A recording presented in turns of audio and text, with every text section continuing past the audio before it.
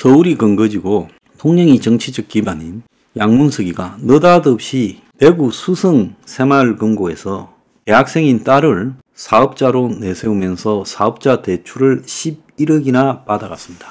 여기 이 방송 들으시는 분들 중에 이 새마을금고 찾아가서 1억 좀 대출해달라 하면 얼마나 많은 요구와 또 담보에 시달리게 될지 한번 겪어보십시오. 자, 그래서 이들이 이렇게 대출을 받는 과정, 사업자 대출로 받게 되면 실제 사업한 걸 이후에 입증해야 되는데 11억 받고 나서 6억은 대불업체의 이체에 상환하고 나머지 5억 1천만 원은 모친 계좌에 입금을 했다는 거예요. 그래서 딸이 새마을금고에 대출 이후 제출한 거래명세표는 전부 허위임이 드러났고 국세청 홈택스 조회 결과 사업자 등록번호가 확인되지 않고 폐업한 회사들이란 거예요. 그래서 대출 브로커가 끼어져서 엉터리 사업자 대출을 한 걸로 지금 나오는데 대구 수성 새마을금고에서 개인사업자 주택담보대출 전체 53건이 있는데 이걸 점검 중이라는 거예요. 아마 나머지도 개인사업자 대출이 대부분 부동산 투기로 사용됐을 가능성이 있다라고 보고 있습니다. 그래서 금융기관의 이런 불법 대출이 얼마나 이 사회에 팽배해 있는가라는 부분에 대해서요. 우리가 지금 그걸 갖다가 좀 이번 기회에 심각함을 인식해야 돼요. 제가 작년부터 새마을금고가 엉망진창이고 그래서 새마을금고에 많은 대출이 부실화되어 있다고 말을 했을 때 새마을금고는 그러지 않다고 엄청나게 강변을 했지요. 근데 왜 양문석이가 하필이면 새마을금고 상호금융을 택해가지고 11억이나 땡겼을까요? 자, 새마을금고 문제만 아닙니다. 지난해 우리나라 4대 은행에서 부동산업 부실 대출이 3천억 이상 급증했고 국민은행에서는 부동산 대출 잔액이 1년 사이에 9배가량 늘어났다는 거예요. 그래서 현재 4대 은행의 부동산 대출 잔액이 전년 대비 16억 5천억이 늘어났고 그 중에서 부동산업 부실 대출, 즉 고정이하 여신 NPL이라고 부르죠. 이게 5,300억으로 전년 대비 3,346억이나 늘어났다는 거예요. 그래서 어지간히 새마을금고보다는 야무진 4대 은행에서도 이런 일이 벌어지고 있고 심지어 국민은행은 부동산업 부실 대출이 9배가 늘어났다는 거예요. 그래서 새마을금고에 지금 부실을 둘러싸고 전국에 1288개가 있고 총 자산이 287조인데 행안부 감독 체제가 한계에 왔고 행안부가 아니라 금감원이 감독하는 일반 은행들, 가장 안전한 은행에서도 지금 부실 대출이 폭증하고 있다는 거예요. 그래서 이번에 양문석 사태와 관계없이 280조 새마을금고가 굉장히 부실화되어서 연체율이 급증하면서 결국 터져버리는 것 아닌가라는 우려가 나오고 있다고 조금 전에 기사가 나왔어요.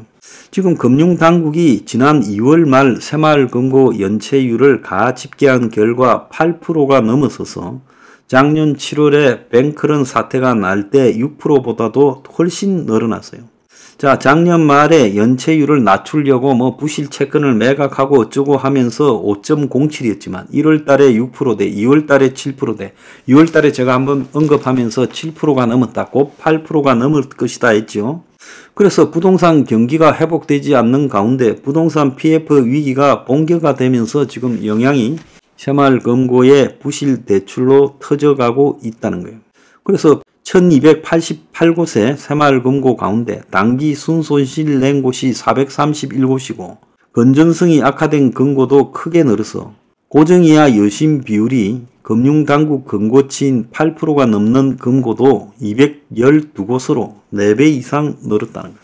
그래서 새마을금고가 부실이 개별 금고 단위로 발생하면 딴 데로 전이되진 않는다 하지만은 부동산 PF를 한 개 새마을금고가 한 게 아니라 10개, 20개 새마을금고가 동시에 쓴 것이 많기 때문에 동시다발로 터질 거다라는 거예요. 그동안에 대규모 구조 조정이 필요했는데 아주 부패한 조직 구조에서도 이런 구조 조정을 하지 않고 뭉개고 오면서 자, 이제 이 새마을금고가 한계가 왔다는 겁니다. 자, 새마을금고만 이런 문제가 있는 게 아니라 지금 연체율이 급등하고 있는 저축은행도 지금 난리가 났어요. 건강원이 경공매를 갖다가 유도하고 있지만은 자, 이 경공매해서 팔리지가 않는다는 겁니다. 지금 저축은행은 부동산 PF 연체가 6,500억, 총 여신의 6,800억, 작년에만 3배가 늘었습니다.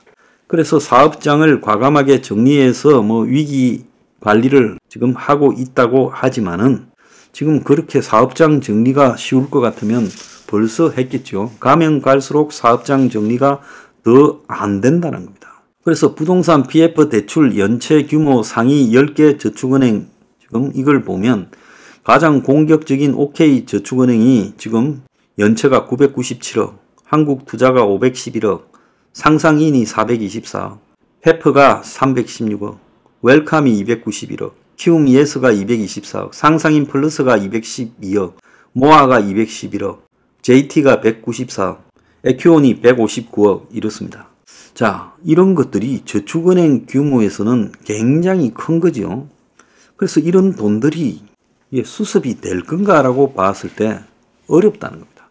그래서 앞서 5대 은행의 건설업 대출 부실이 5천억이고 새마을금고가 이렇게 부실이 커지고 있고 또 저축은행이 지금 수습 불능의 상황으로 가고 있습니다. 그런데 석 달 새 기업 대출이 18조가 뛰어서 결국은 이 풍선 효과, 가계 대출을 억제하니까 기업 대출이 늘어나고 있는 이런 양상에서 은행들이 또 기업에 주로 개인 대신에 빌려주겠다면서 지금 건전성 악화가 우려되고 있다는 겁니다. 저축은행은 4곳 중에 한 곳의 부실 대출이 10%가 넘는다고 하고 있습니다. 지금 부동산 PF부터 물가 상승 그리고 고금리 유지 등이 지금 총선 이후에 한꺼번에 터져나오면서 경제 부실의 내관이 될 거라는 예측이 나오고 있습니다. 자, 이 부실 대출 이제 조금 있으면 본색이 드러날 겁니다.